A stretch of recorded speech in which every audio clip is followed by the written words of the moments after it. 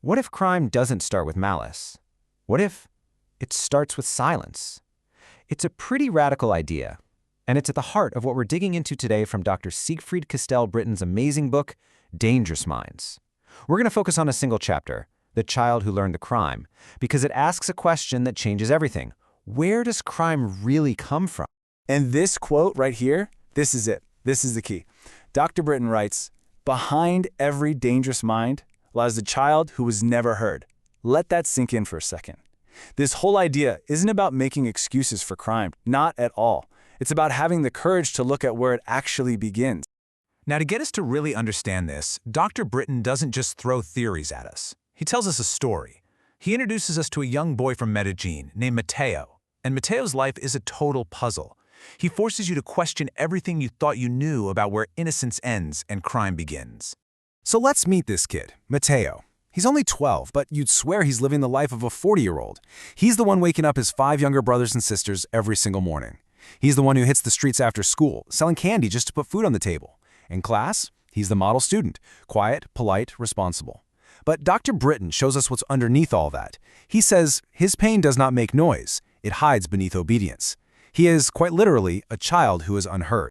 And right there, that's the million-dollar question, isn't it? How does a boy like Mateo, a kid who is doing everything he can to care for his family, somehow find himself on a path to crime? It doesn't make any sense on the surface, but as Dr. Britton shows us, it's not a contradiction. It's actually a tragic and, sadly, a predictable journey. So where does that journey begin? Well, it starts right at home. Dr. Britton argues that a child's first classroom isn't in a school building, it's inside their own home. And sometimes, it's the most damaging classroom of all. He gives this place a name, a really powerful one, the emotional prison. Now, this isn't a place with actual iron bars. No, it's a home where yelling is the only form of affection, and punishment is what you get instead of a conversation. In a place like that, a child learns a terrible lesson. Showing emotion is dangerous. The only way to survive is silence. Just try to imagine what that does to you psychologically. You learn to scan your parents' faces not for love, but for warnings. You're living in a constant state of high alert, just waiting for the next bad thing to happen. In that kind of world, kindness feels weird, and this constant buzzing anxiety becomes your normal. So what happens when your home gives you nothing but silence, and school doesn't seem to notice you exist? According to Dr. Britton's work, that's when a new teacher steps in to fill that huge void, and that teacher is the street. And the curriculum could not be more different. Just look at this breakdown Dr. Britton gives us. While school is teaching you math formulas and historical dates, the street is teaching you about fear and hunger. While school teaches you to read and write, the street teaches you about survival and power. And here's the biggest difference. School teaches you to obey rules. The street teaches you to imitate acts. You do what you see. This all leads to this 3-step process that Dr. Britton saw over and over again. First, the behavior is observed. The child sees aggression, they see power plays, and it just becomes normal to them. Then it's imitated. They start to copy what they see, maybe to protect themselves or just to feel like they belong. And finally, it's mastered. That act you are imitating becomes a habit, and before you know it, that habit has become who you are. It's your identity. And nothing captures this better than a quote from a 13-year-old boy named Samuel that Dr. Britton interviewed. He just flat out said, "I started stealing because it was easier than asking." Just think about that for a second.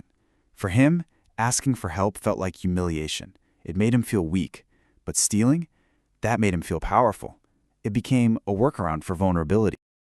So when you put all these pieces together, you get to the core argument of this entire chapter, the idea that crime itself actually becomes a kind of language. But it's not a pretty language. Dr. Britton calls it the raw dialect of unheard pain. He says that a violent act is just a clumsy, messy attempt to give a name to a pain that you have no other words for. It's the only way to communicate for a child who is never taught the language of emotion.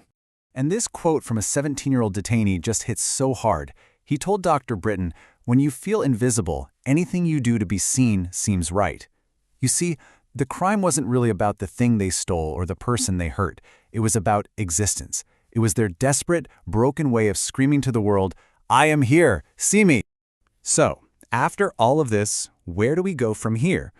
Well, if crime is a learned behavior, If it's a language that someone is taught, that means something incredible. It means it can also be unlearned. And this is the most important takeaway from Dr. Britton's work. Let's be really clear. Understanding the root of a crime is not the same thing as excusing it, not even close. What he's arguing is that understanding is the only real first step we can take toward restoration for the person who committed the crime, and, maybe more importantly, prevention for our entire society. So that leaves us with a really tough question, one that kind of turns everything on its head. Dr. Britton's work basically forces us to ask ourselves, what if justice isn't actually about punishment? What if it's about understanding? Something to think about.